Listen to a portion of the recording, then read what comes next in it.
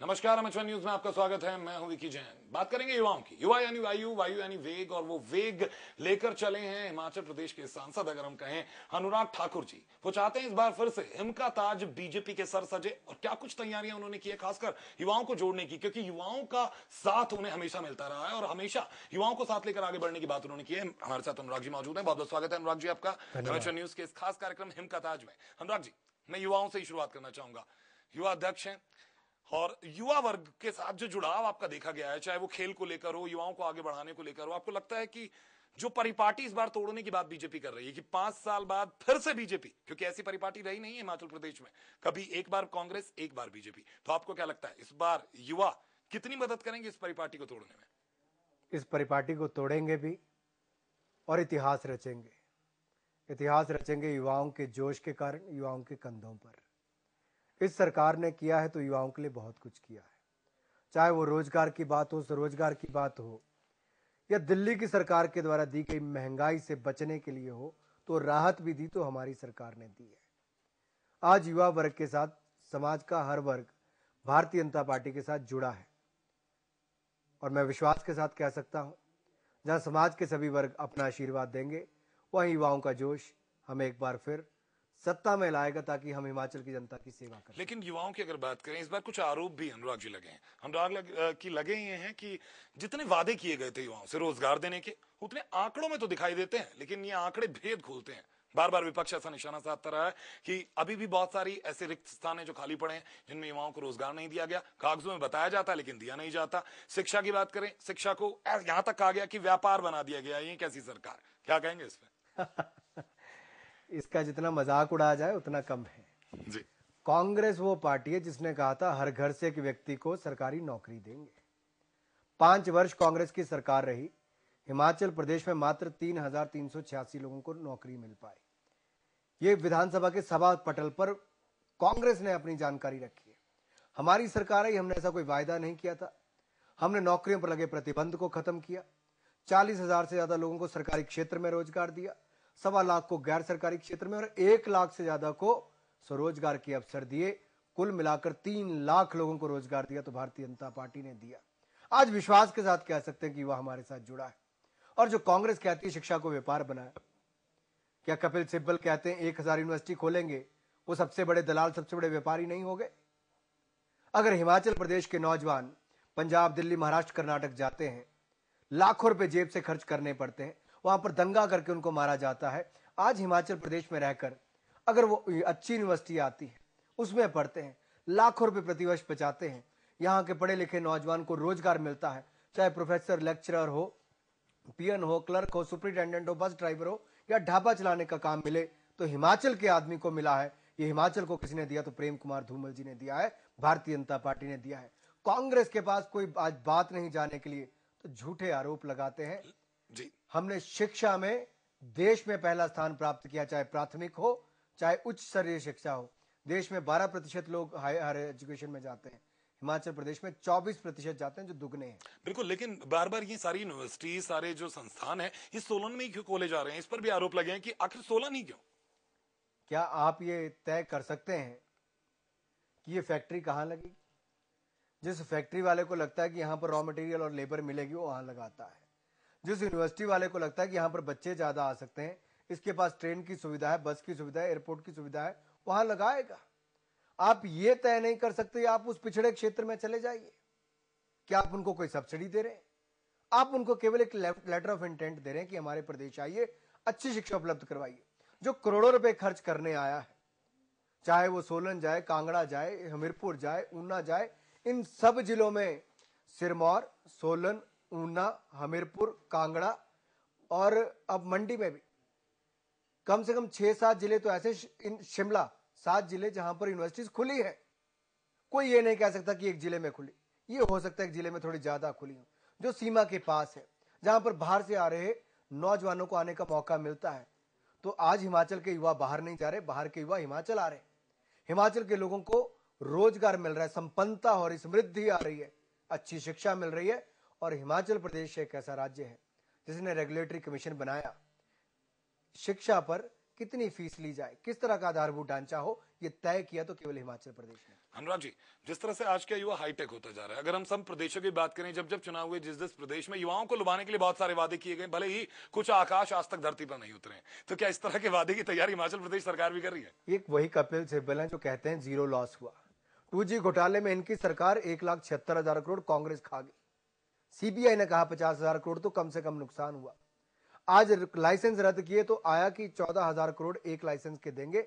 9 licence मतलब 1,26,000 करोड़ न्यूनतम मूल्य और ज्यादा से ज्यादा 2 लाख करोड़। और यही वो कपिल सिब्बल है जो हाथ में आकाश टेबलेट लेकर कहते थे घर घर तक पहुंचा देंगे, लाखों लोगों को देंगे, एक भी टैबलेट नहीं मिल पाई और वो फेल हो गई। लेकिन क्या उसका आप भी कोई जवाब नहीं ऐसा वादा करने वाले हैं हिमाचल के युवाओं से कि हम कुछ देंगे, लैपटॉप देंगे या टैबलेट देंगे? हमारी सरकार ने जो कहा वो पूरा किया और जो कहा तो उससे बढ़कर काम किया है तो हमारी सरकार ने किया है। हम कोई ऐसा वायदा नहीं करने वाले जो पूरा ना कर पाए। हमने बगैर वायदा किए 4,000 बच्चों को जो मेरिट में आए थे उन बच्चों को हमने केवल टैबलेट 3,000 रुपए वाली नहीं 15,000 रुपए का लैपटॉप लेकर दिया। तो हिमाचल प्रदेश की सरकार ने दिया कि हमारे बच्चे एक ऐसी प्रोडक्ट लेंगे जिस भी अच्छी क्वालिटी हो, किसी कंपनी में भी जाकर काम करेंगे तो कंप्यूटर वो काम आएगा, वो लैपटॉप काम आएगा। एक 3,000 रुपए की वो टैबलेट नहीं देंगे जो किसी काम नहीं आए। लेकिन इसके अलावा इस बार फिर से आप जनता के बीच जा रहे हैं और कहते हैं कि जब दोबारा आपको कहते हैं मिशन रिपीट भी आपका चल रहा है कि जब मिशन को रिपीट करना होता है तो ज्यादा ताकत लगानी पड़ती है, ज्यादा मेहनत करनी पड़ती है, पिछली बातें भी याद दिलानी पड़ती हैं जनता को और अगले वादे भी करने पड़ते हैं। तो इस बार पीछे का आप क्या क्या याद दिलाने वाले हैं जनता को और अगले कौन से वो वादे हैं जो इस बार आप करने वाले हैं? लोग समझदार हैं, लोग जानते हैं कि कांग्रेस ने अगर महंगाई दी, भ्रष्टाचार दिया तो हमारी सरकार ने राहत दी और मदद दी है। कांग्रेस की महंगाई के बदले हमने 700 करोड़ रुपए का सस्ता राशन हिमाचल प्रदेश के हर परिवार को दिया है। कांग्रेस ने महंगाई दी तो हमने 10 लाख बच्चों को मुफ्त में वर्दियां 65 करोड़ खर्च करके दिए, 200 रुपए उनकी सिलाई के लिए दिए। कांग्रेस की महंगाई के बदले हमने लोगों को CFL के बल्ब 4-4 दिए, 120 करोड़ उनका बिजली का बिल हर वर्ष कम आया। हमने 108 नंबर की मुफ्त में एम्बुलेंस सुविधा दी जिसके ऊपर 100 करोड़ से ज्यादा खर्च किया। हमने दिहाड़ीदार मजदूर की दिहाड़ी 75 से बढ़ाकर 150 रुपया कर दी। एक विधवा अपंग की पेंशन 50 से बढ़ाकर 450 कर दी। कांग्रेस ने 1 रुपया कभी नहीं बढ़ाया था। किसान के लिए 80% सब्सिडी दे दी, नौजवान को रोजगार दे दिया, दलित के लिए 250 करोड़ से बढ़ाकर 961 करोड़ का बजट कर दिया। तो क्या आज भी ये कहने की जरूरत पड़ेगी कि हमारी सरकार मददगार साबित हुई? अनुराग जी, इन तमाम चीजों में एक एक करके आता हूं। आप बल्ब की बात करते हैं, योजना की बात करते हैं, अटल बिजली योजना की बात करते हैं। आप पर आरोप लगा कि आपने केंद्र की योजना को कैप्चर कर लिया। केंद्र ने योजना चलाई थी लालटेन योजना, लैंप योजना 2007 में, आपने उसे अटल बिजली बचत योजना का नाम दे दिया। इस पर क्या कहेंगे? आपकी अगर बात 1% भी सिद्ध हो जाए तो मैं जिंदगी भर राजनीति नहीं करूंगा। चलिए, पूरी दुनिया भर में हिमाचल प्रदेश एक ऐसा राज्य है जिसने हिमाचल प्रदेश के हर परिवार को 4 CFL बल्ब, चाहे कांग्रेस का हो, भाजपा का हो, गरीब हो, अमीर हो, हर किसी को मुफ्त दिए और उसके बिजली के बिलों में कटौती हुई तो हमारी सरकार ने की। सीना ठोक कर ये बात मैं कह सकता हूं। दूसरी बात करें, अगर आप बात करते हैं कि युवाओं को रोजगार दिया गया तो युवा आज भी बाहर क्यों जाना चाहते हैं? हिमाचल के युवाओं से अगर बात की जाए, वो कहता है कि हिमाचल में अभी उतनी सुविधाएं नहीं मिल पा रही जितनी वो चाहते थे। ये क्या वजह लगती है आपको? कांग्रेस ने इस देश में 60 वर्षों तक राज किया है। आज भी लोग विदेशों में जाते हैं तो कारण यह है कि गरीबी और महंगाई, बेरोजगारी, भ्रष्टाचार कांग्रेस की देन है। आज हिमाचल प्रदेश विकास कर रहा है। हमारी सरकार ने औद्योगिक पैकेज दिलाया, वाजपेयी जी ने दिया 10 वर्षों के लिए, कांग्रेस ने आकर छीन लिया, भेदभाव किया हिमाचल के साथ। 3 लाख लोगों को उस औद्योगिक पैकेज के कारण रोजगार मिला था और कांग्रेस ने जब औद्योगिक पैकेज छीना तो यहां के युवाओं को रोजगार कम मिलना शुरू हो गया। आज उनको फिर बाहर जाने की नौबत आई। उसके लिए कांग्रेस पार्टी पूरी तरह से दोषी है। क्या कांग्रेस इसका जवाब देना चाहेगी? राजा वीरभद्र सिंह, अनंत शर्मा जवाब देंगे। दोनों केंद्रीय मंत्री थे, क्यों नहीं हिमाचल प्रदेश का औद्योगिक पैकेज पूरे का पूरा रहने दिया? क्यों नहीं उसको बढ़ाया? बढ़ाया तो है नहीं, कम कर दिया। मैं आपसे पूछना चाहता हूं, पूछिए उन कांग्रेस के नेताओं को, क्या दिया है भारतीय जनता पार्टी ने? जो दिया इन्होंने वो भी छीन लिया।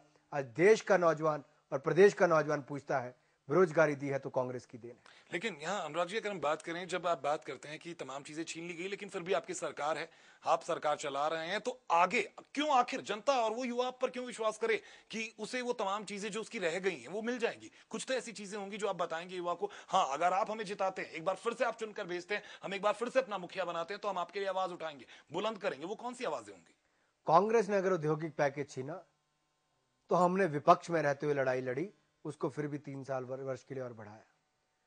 हमने सत्ता में आते ही स्वरोजगार के अवसर शुरू किए, 1 लाख से ज्यादा लोगों के लिए दिए।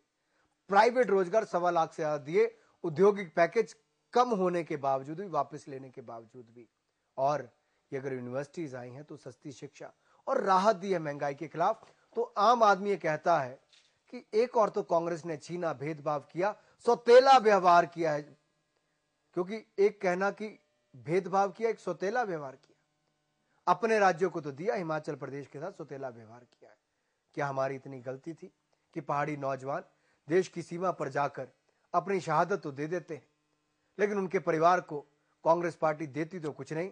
आदर्श हाउसिंग सोसाइटी में उन सैनिकों के घर तक कांग्रेस ने छीन कर खा ली।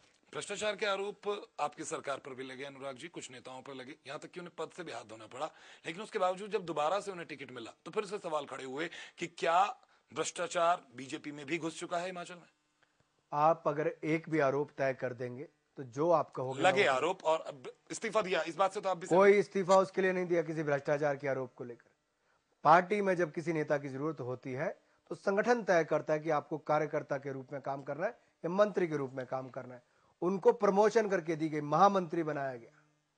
यानी कि आप कहते हैं कि तमाम चीजें, जितने आरोप लगाए विपक्ष की खोखली बातें, ये भ्रष्टाचार के आरोप नहीं थे। एक भी आरोप अगर साबित हो जाए तो जो कहोगे मैं वो करूंगा। लेकिन अभी एक भी आरोप में कोई दम नहीं।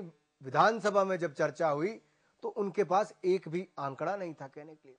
जिन लोगों ने हिमाचल के हित बेच दिए, कांग्रेस ने भेदभाव किया, हमारे औद्योगिक पैकेज वापस लेकर 7500 करोड़ रुपए धूमल जी ने लड़ाई लड़के हिमाचल प्रदेश की रॉयल्टी वापस ली, सुप्रीम कोर्ट से केस लड़कर जीते। लेकिन कांग्रेस के लोगों ने घुटने टेक दिए, कभी वहां पर पैरवी नहीं की। इन्होंने हिमाचल को बेच दिया कांग्रेस के लोगों ने।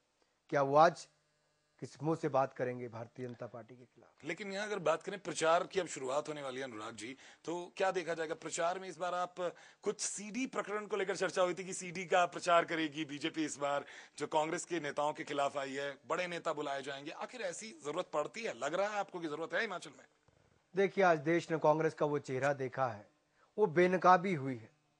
ये ऐसा बेनकाब इनका चेहरा हुआ है कि 2G स्पेक्ट्रम घोटाला ले लो, 1,76,000 करोड़, कॉमनवेल्थ गेम 70,000 करोड़, कोयला घोटाला 1,86,000 करोड़, आदर्श housing society, ISRO S band घोटाला, कोयले की दलाली में मुंह काला हुआ तो प्रधानमंत्री का हुआ। घोटाले पे घोटाला। आज रॉबर्ट वड्रा के नाम पर दस्तावेज जारी किए गए हैं, उस पर भी आप देखिए किस तरह से इस परिवार ने पैसा बनाया है, वो आज देश जान गया है। सोनिया जी विदेश गई, 1800 करोड़ खर्च हुए, उसका जवाब आज तक नहीं दे पाई। क्यों कांग्रेस पार्टी ये सब बातें छिपाना चाहती है? देश का नौजवान जानना चाहता है। ये जो लूट इन्होंने देश में मचा रखी है, क्या इस लूट का कभी ये जवाब देंगे, या चुप रहकर और दूसरी ओर उंगली करते रहेंगे और लगेगा कि दूसरों को भी भ्रष्टाचारी को तो लोग मान जाएंगे? नहीं, कांग्रेस ने भ्रष्टाचार किया, देश को लूटा है, देश इसका जवाब मांगता है। और ये चुनाव तय करेगा कि इस भ्रष्टाचारी कांग्रेस का यहां से सुपड़ा साफ कर देंगे। ना केवल गुजरात हिमाचल प्रदेश से, बल्कि पूरे देश से अगर सुपड़ा साफ होगा तो कांग्रेस का होगा। बिल्कुल। और क्या कुछ अगर हम बात करें कि अब आपसे हम कहें कि आज का युवा आपसे पूछना चाहता है कि अगर वो आप पर वोट दे, आप पे चुनाव चिन्ह पर, निशान पर अपनी मोहर लगाए, क्यों? वो 3 चीजें जानना चाहता है कि वो 3 वादे वो आपसे चाहता है कि वो 3 ऐसे वादे कर दीजिए जिससे उसे यकीन हो जाए कि वो जिसे अपना नेतृत्व समझ रहा है वो सचमुच उसका रखवाला है। मैं एक लाइन में इसको सम अप करूंगा, जो कहा वो किया, जो कहेंगे वो करेंगे।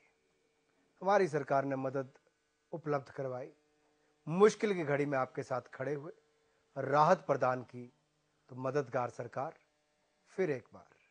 बहुत बहुत शुक्रिया अनुराग जी, आप हमारे इस खास कार्यक्रम में आए। और साथ साथ हम अपने दर्शकों से कहना चाहेंगे कि युवाओं को लेकर इस बार बीजेपी ने एक अलग तरह की रणनीति बनाई है और अनुराग ठाकुर जी उसका नेतृत्व कर रहे हैं। अब देखना है कि कितने युवाओं का विश्वास अनुराग जी की नीतियों पर आता है। और जरूरत है युवाओं में विश्वास जगाने की। आज का युवा विकास की राह पर आगे बढ़ना चाहता है, पढ़ना चाहता है, शिक्षा चाहता है, वो चाहता है कि वो बहुत तरक्की करे। और एक बार फिर से उन्हीं लोक लुभावन वादों के साथ फिर से हाजिर है बीजेपी। और देखना है कि क्या फैसला युवा करते हैं, क्या वो एक बार फिर से बीजेपी को चुन पाएंगे या फिर एक बार उनका मन बदलता है। विश्वास और फैसला दोनों इस वक्त जनता के हाथों में, युवाओं के हाथों में। फैसला भी युवाओं को करना है और हम तो सिर्फ इतना कहना चाहेंगे, फैसला सोच समझ के करें। 5 साल में एक बार मौका आता है, आपको फैसला करना है। कौन आपकी मदद कर रहा है, कौन आपका हाथ थाम रहा है, या कौन आपसे सिर्फ झूठे वादे करके आपको बरगलाता है। फिलहाल एक छोटा सा ब्रेक के बाद भी हिमाचल न्यूज पर खबरों का सफर बदस्तूर जारी रहेगा। बहुत बहुत शुक्रिया अनुराग जी।